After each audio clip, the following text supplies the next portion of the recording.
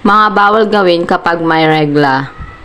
Yung pagkain ng maaalat, yung pagkakapi ng sobra, yung pag-aahit o pag-wax, yung pakikipagtalik ng walang proteksyon, yung paninigarilyo, yung hindi pagpapalit ng napkin, yung nakahiga ng walang pads, yung pagpapagutom, at hindi ito ang time ng breast examination. Huwag munang mag-irrigation or introduce ng tubig.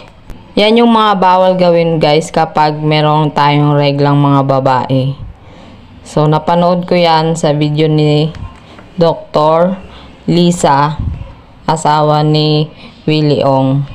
Ayan, thank you for watching guys. Please like and subscribe my channel guys kung nagustuhan nyo ang aking video.